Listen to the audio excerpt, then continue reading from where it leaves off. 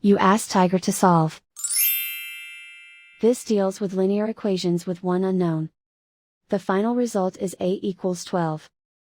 Let's solve it step by step. Group all constants on the right side of the equation. Add 5 to both sides. Simplify the arithmetic.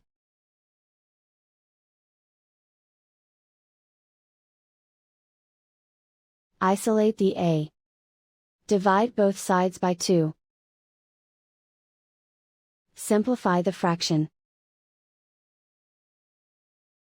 Find the greatest common factor of the numerator and denominator. Factor out and cancel the greatest common factor. And so the final result is a equals 12.